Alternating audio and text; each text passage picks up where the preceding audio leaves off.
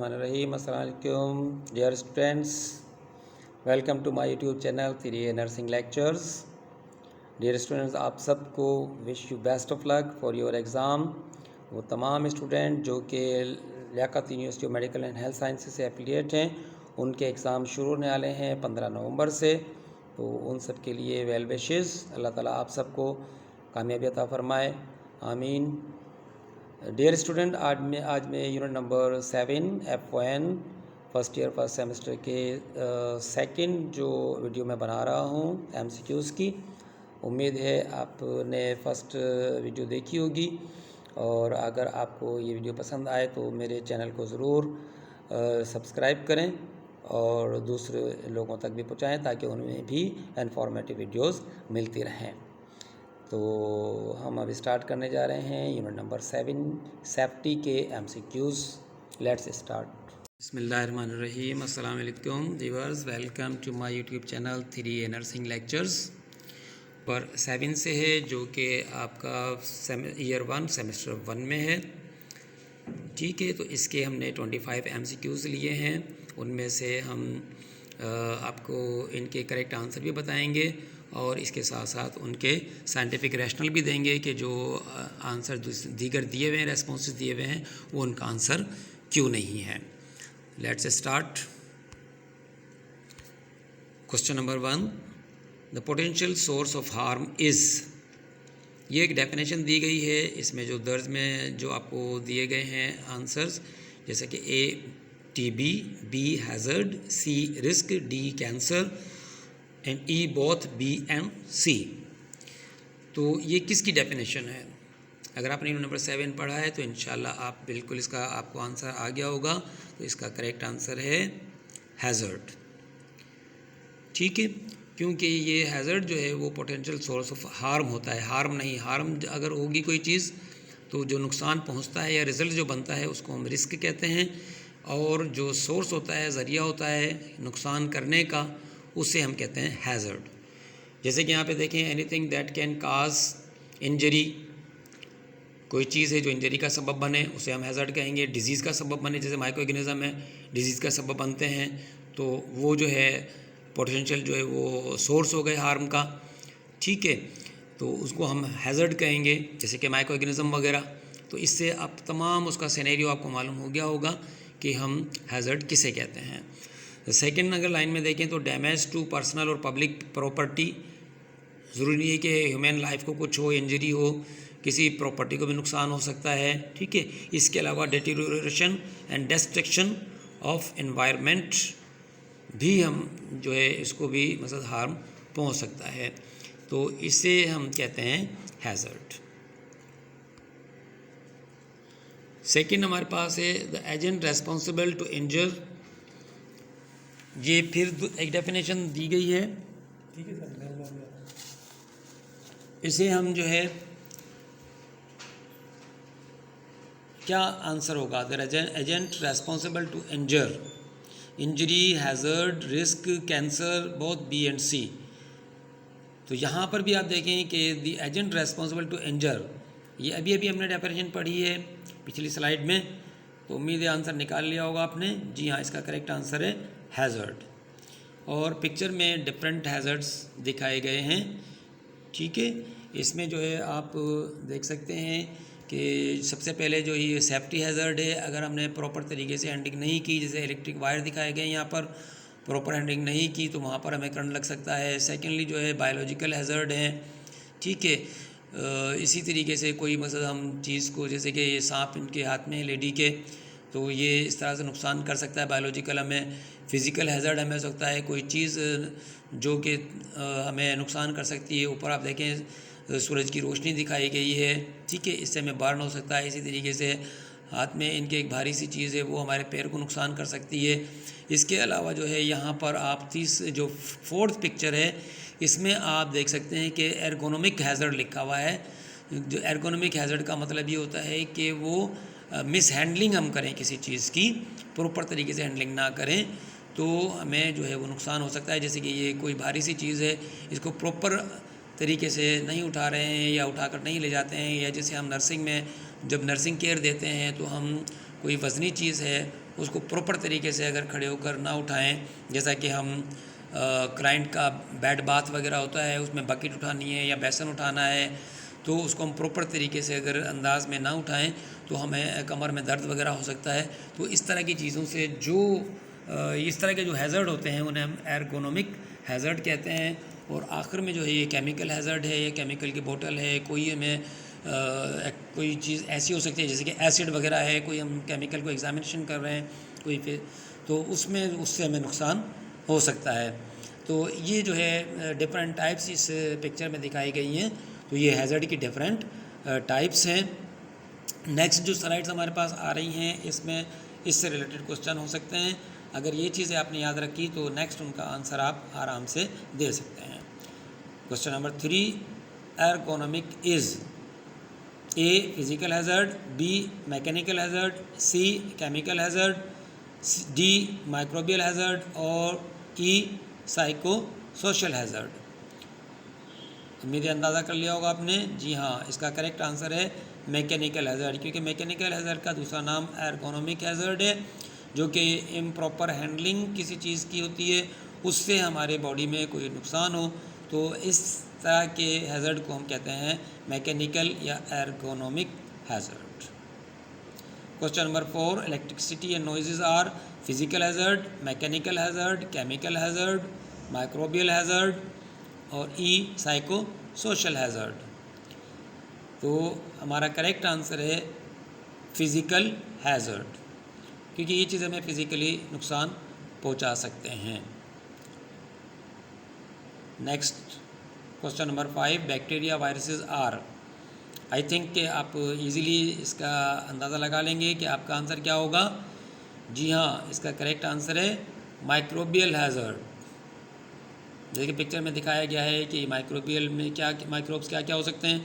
ये वायरसेस हो सकते हैं, बैक्टीरिया हो सकते हैं, पैरासाइट्स हो सकते हैं, फंगाई हो सकते हैं, प्रोटोजोआ वगैरह हो सकते हैं। ठीक है, तो हमारा करेक्ट आंसर था बैक्टीरिया वायरसेस के लिए कि ये माइक्रोबियल हैज़र्ड हैं, क्योंकि ये साइको सोशल हैज़र्ड नहीं हो सकते, क्योंकि उसमें जो है किसी शख्स का बिहेवियर जो है हमें नुकसान करता है। ठीक है, इसी तरीके से केमिकल नहीं है ये, और इस तरीके मैकेनिकल में कोई मैकेनिक की कोई बात नहीं है यहाँ पर, और ना ही कोई फिज़िकल की बात है, बल्कि ये माइक्रोबियल हैज़र्ड हैं, bacteria and viruses. Question number 6, bullying stress are. I hope कि अगर बुलिंग की मीनिंग नहीं भी आती तो स्ट्रेस से आप समझ सकते हैं कि इसका आंसर क्या होगा। जी हाँ, इसका करेक्ट आंसर है साइको सोशल हैज़र्ड। स्ट्रेस तो यानी किसी को जो है वो खौफज़दा कर देना, ठीक है, उसको जहनी कशमकश का शिकार कर देना। ठीक है, बुलिंग जो है वो एक तानाज़नी करना, किसी के पीछे से आवाज़ें कसना। ये पिक्चर में आप देख सकते हैं दोनों चीज़ों को शो किया गया है। बुलिंग जो है देखिए पीछे पर्सन लोग आपस में बातें कर रहे हैं, ये लेडी जा रही है तो इस ठीक है आपस में बातें करके उस पर ताने कस रहे हैं। तो इस तरीके से जो है ये बुलिंग या स्ट्रेस जो है इसे हम कहते हैं साइको सोशल हैज़र्ड, क्योंकि ये माइक्रोबियल, केमिकल, मैकेनिकल या फिज़िकल हैज़र्ड नहीं है इस तरह की चीज़ में, क्योंकि यहाँ पर बातों से हम किसी को नुकसान पहुँचा रहे हैं, किसी को स्ट्रेस का शिकार कर रहे हैं या उसको जो है ज़हनी कशमकश का शिकार कर रहे हैं, तो इसे हम साइको सोशल हैज़र्ड का नाम देते हैं। Question number 7, dust and fumes are physical hazard, mechanical hazard, chemical hazard, microbial hazard, psycho social hazard. I hope कि आप इजीली अंदाज़ा लगा सकते हैं कि इसका आंसर है केमिकल हैज़र्ड। डस्ट या फ्यूम्स वगैरह, ठीक है, डिफरेंट जो है वो यहाँ पर शो किए गए हैं। टॉक्सिन है, कॉर्सेटिटी चीज़ें हैं, फ्लेमेबल चीज़ हो सकती है कोई, और रिएक्टिव्स हो सकते हैं कोई, जैसे कि कोई हम इसमें ही कह सकते हैं कि एसिड वगैरह कोई चीज़ हो सकती है, और मुख्तलिफ़ किस्म के केमिकल हो सकते हैं जो कि बाज़ औक़ात लोग पी लेते हैं और उनको हम जो है वो स्टमक वाश वगैरह के लिए करने की ज़रूरत पड़ जाती है। Question number 8, when food becomes contaminated by microorganism it is. अब अगर खुराक है वो कंटामिनेटेड हो जाए माइक्रोऑर्गेनिज्म से तो उसे हम कौन सा हैज़र्ड कहते हैं? Physical hazard, mechanical hazard, chemical hazard, microbial hazard या साइको सोशल हैज़र्ड। तो चूँकि फूड यहाँ पर ख़राब हुई है, माइक्रो ऑर्गेनिज्म से ख़राब हुई है, तो उसमें एक केमिकल पैदा हो जाते हैं, तो इसे हम कहते हैं केमिकल हैज़र्ड।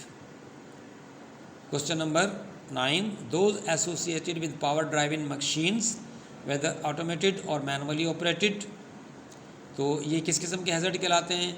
तो चूँकि यहाँ पावर ड्राइविंग मशीन की बात हो रही है, वो ऑटोमेटिक हो या मैनुअली हाथ से मूव करने वाली हो, तो उससे हम कौन सा हैज़र्ड हो सकता है वहाँ पर, इससे हम क्या हैज़र्ड का नाम दे सकते हैं?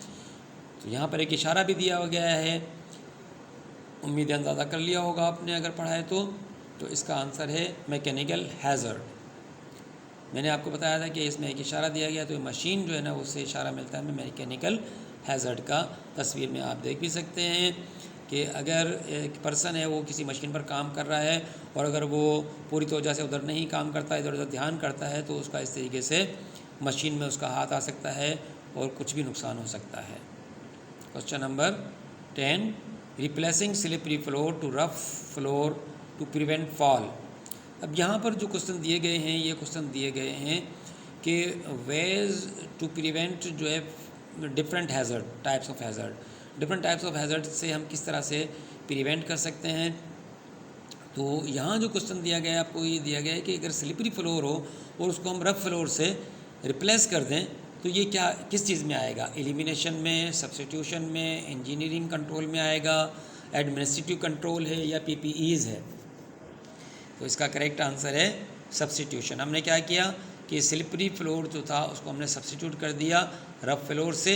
रफ फ्लोर होगा तो स्लिप कम होगा, स्लिप का चांस कम होगा, और स्लिप का चांस कम होगा तो फॉल नहीं होगा, और फॉल नहीं होगा तो कोई इंजरी नहीं होगी।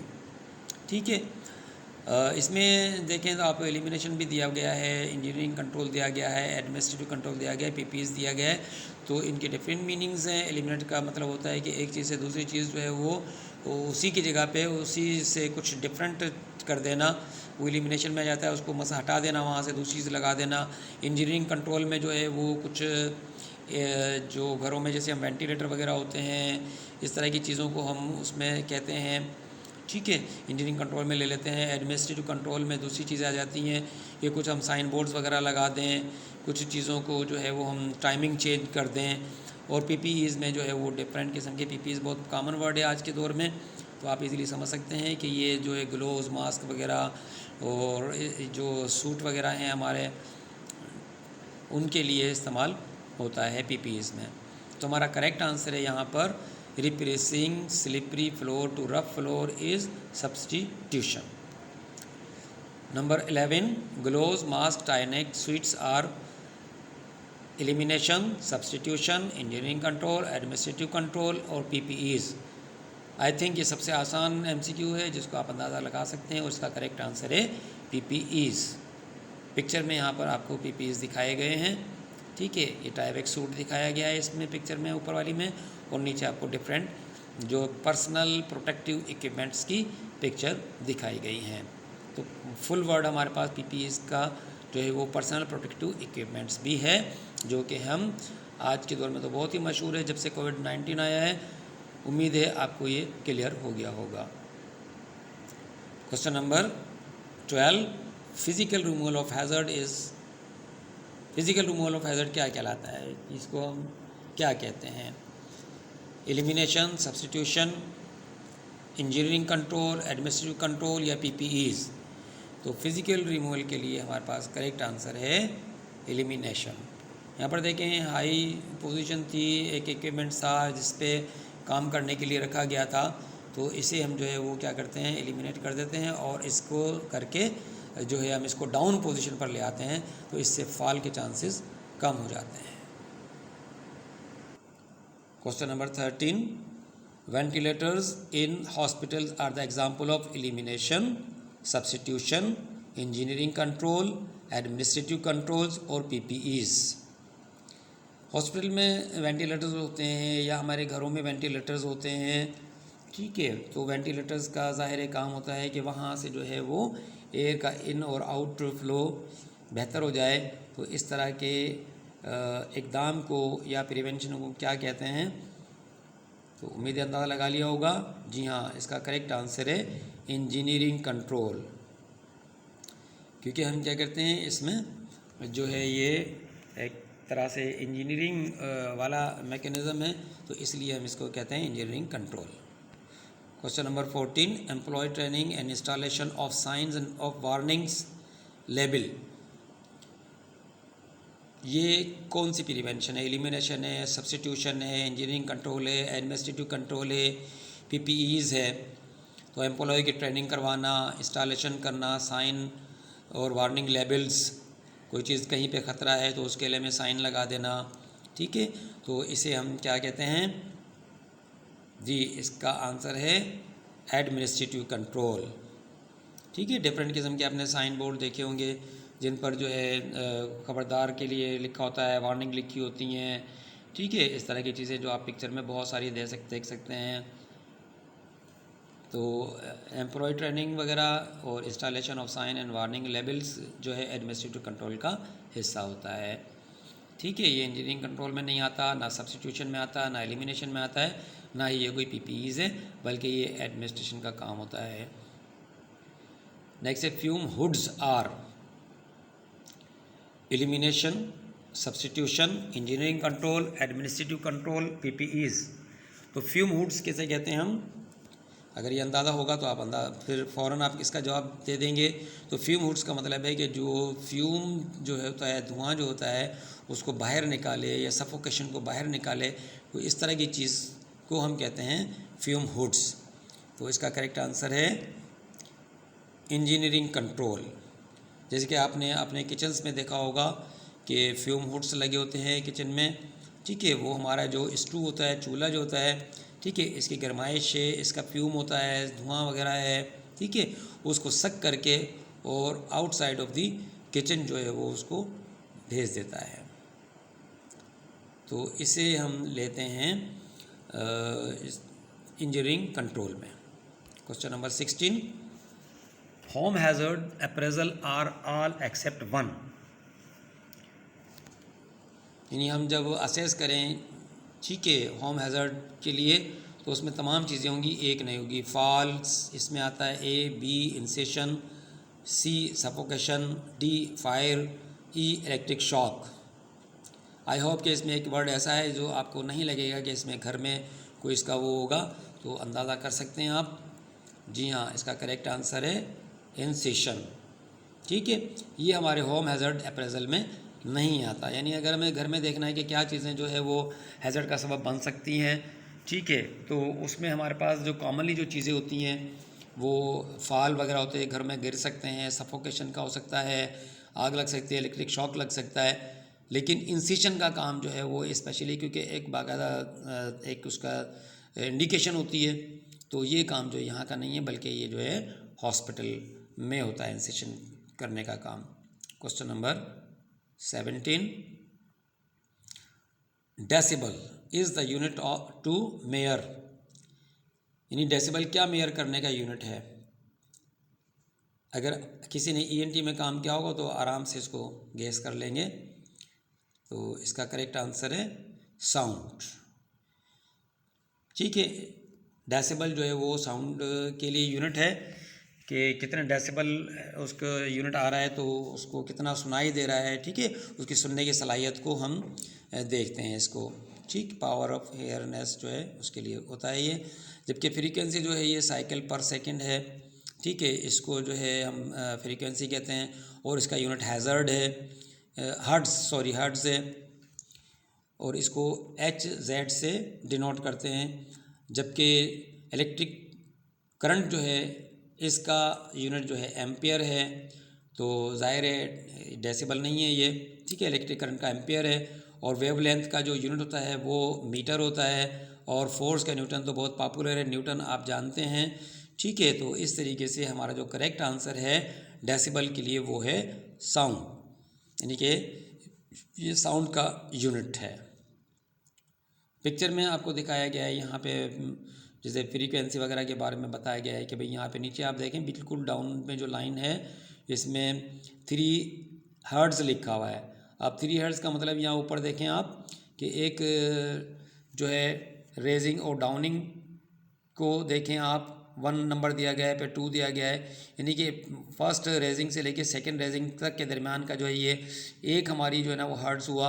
इसी तरीके से 2 to 3 ये सेकंड हो गया, 3 to लास्ट में जो दिया हुआ है वो जो है इस तरह से 3 हर्ट्ज़ हो जाता है। वेवलेंथ के बारे में ऊपर दिया गया है इससे, तो दो जो रेजिंग होती हैं, ठीक है, इनके दरमियान का जो फासला होता है उसे हम वेवलेंथ कहते हैं। Question number 18, orthostatic hypotension urinary frequency में रिजल्ट इन। ऑर्थोस्टैटिक हाइपोटेंशन यानी कि ब्लड प्रेशर का कम हो जाना, ठीक है, और यूरिनरी फ्रीक्वेंसी में रिजल्ट, यूरिनरी फ्रीक्वेंसी अर्जेंसी हो जाए, यानी बहुत तेज़ यूरिन लग रहा हो, तो फिर ये किस चीज़ का सबब बन सकता है? सफोकेशन का, फायर का, फॉल्स का, इम्पेयर्ड विज़न का, इम्पेयर्ड मेमोरी का। तो यू कैन ईज़िली गेस कि इसका आंसर है फॉल्स। कि ब्लड प्रेशर कम हो रहा हो, डाउन हो रहा हो, ठीक है, तो हमारी आंखें बंद होने को होती हैं और हम वहाँ पे गिर सकते हैं। और इसी तरीके से फ्रीक्वेंसी, अगर अर्जेंसी होगी हमें यूरिनरी फ्रीक्वेंसी की, तो हम यूरिन करने के लिए तेज़ी से जाएँ तो हम वहाँ पर स्लिप होकर गिर सकते हैं। Question number 19, ways to minimize hazard are all except 1। ये सब के सब जो है जो इसमें दिए गए हैं ए से लेके ई तक, ये सब के सब जो वेज हैं हैज़र्ड को मिनिमाइज़ करने की, सिवाय एक चीज़ के। तो इसमें एलिमिनेशन दिया है, सब्स्टिट्यूशन दिया हुआ है, इंजीनियरिंग कंट्रोल दिया हुआ है, रिट्रैक्शन दिया हुआ है और पीपीईज दिया हुआ है। तो यहाँ पर आप अंदाज़ा कर सकते हैं, अभी हमने बहुत सारे एमसीक्यूज़ किए हैं, तो इसका करेक्ट आंसर है रिट्रैक्शन, क्योंकि ये ज़ोर लगाकर सांस लेने है, इसका मीनिंग है। तो ये मिनिमाइज़ हैज़र्ड में नहीं आता, वेज टू मिनिमाइज हैज़र्ड में नहीं आता। बाकी चारों वेज हैं to minimize hazard. Question number 20, the following is not a chemical related health hazard. इन ये जो 10 में दिए गए हैं, 10 झील में दिए गए हैं, इनमें से जो है कौन सा जो है वो केमिकल रिलेटेड हैज़र्ड नहीं है, ठीक है। तो कोरोसिविटी है, कार्सिनोजेनेसिटिक है, टॉयलेट क्लीनर है, वेनोमसनेस है और पेस्टिसाइड्स है जी। तो इसका करेक्ट आंसर है कार्सिनोजेनेसिटी, यानी कि कार्सिनोजेनेसिटी इसका मतलब होता है एबिलिटी और टेंडेंसी टू प्रोड्यूस कैंसर। तो जाहिर है कि ये केमिकल रिलेटेड हैज़र्ड नहीं है। बाकी कोरोसिविटी और टॉयलेट क्लीनर वगैरह है, वेनसमसनेस है, यानी जहर जो है वो मतलब डस लेना, सांप का डसने से जो जहर हमारे फैल जाता है वो, पेस्टिसाइड्स वगैरह हैं, टॉयलेट क्लीनर्स हैं, कोरोसिविटी हैं, यानी कि ये जो ऑयल वगैरह होते हैं उनसे ये तमाम चीज़ें हो सकती हैं, केमिकल हैज़र्ड हो सकता है। लेकिन कार्सिनोजेनेसिटी जो है वो केमिकल हैज़र्ड नहीं है, ठीक है, क्योंकि इसका मतलब है एबिलिटी और tendency to produce cancer. Question number 21, the chance और probability that a person will be harmed is. Chance और probability that a person will be harmed is, तो इसे हम क्या कहते हैं? टीबी कहते हैं, हैज़र्ड कहते हैं, रिस्क कहते हैं, कैंसर कहते हैं, या बोथ बी एंड सी है। ये डेफिनेशन है इनमें से एक वर्ड की, अंदाज़ा कर लिया आपने क्योंकि आपने पढ़ा होगा। द चांस और probability that a person will be harmed is risk, तो इसका करेक्ट आंसर है risk. Question number 22, following are areas of cancers due to smoking except 1, या एक्सेप्ट कह सकते हैं हम कि ये सारे के सारे जो एरियाज़ हैं जिससे कि कैंसर हो सकता है ड्यू टू स्मोकिंग, सिवाय एक के। तो number 1 lungs, number 2 stomach, number C kidney, number D pancreas और नंबर ई जो है वो नमूनिया। आई होप कि आपने अंदाज़ा कर लिया होगा कि ये कैंसर के एरियाज़ हैं, सिवाय एक के। वो क्या हो सकता है? That is नमूनिया, because नमूनिया it is a chronic disease and not area of cancer. Area of cancer नहीं, जबकि पेंक्रियाज, किडनी, स्टमक, लंग्स ये जगहों के नाम हैं और यहाँ पर जो है वो कैंसर हो सकता है। Question number 23. Following are areas of chronic diseases due to smoking except one. ये सब के सब एरियाज़ हैं क्रोनिक डिजीज़ के स्मोकिंग की वजह से, सिवाय एक के। वो क्या है? अंदाज़ा कर लिया आपने? यस, इसका करेक्ट आंसर है ल्यूकीमिया, बिकॉज ये ल्यूकीमिया खुद एक कैंसर है। बाकी जो है वो एरियाज़ हैं क्रोनिक डिजीज़ के due to smoking. Following are example of physical hazard except one. ये सब की सब एग्जाम्पल हैं फिज़िकल हैज़र्ड की, इसमें से एक नहीं है। वो कौन सा नहीं है? आई होप आपने अंदाज़ा लगा लिया होगा।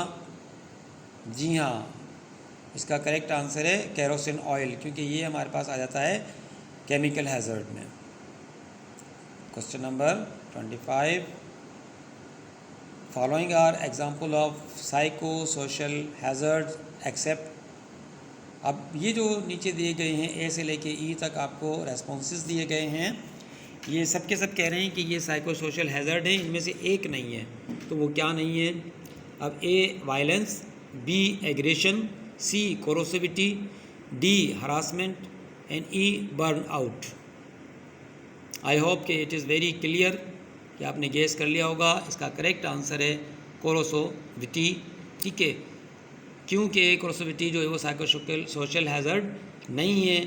ठीक है, बाकी जो है वो सब के सब साइको सोशल हैज़र्ड में आते हैं, जिसमें कि वायलेंस है, हमारे तशद्दुद है, एग्रेशन है, गुस्से में आ जाना, हरासमेंट, किसी को जो है हरासमेंट देना यानी कि उसको डराना, ठीक है, और बर्न आउट, गुस्से में आ जाना, ये तमाम के तमाम। Thank you for watching my YouTube channel theory nursing lecture. Kindly like, share and subscribe it, and also ask your friends to like, share and subscribe. Jazakallahu khaira.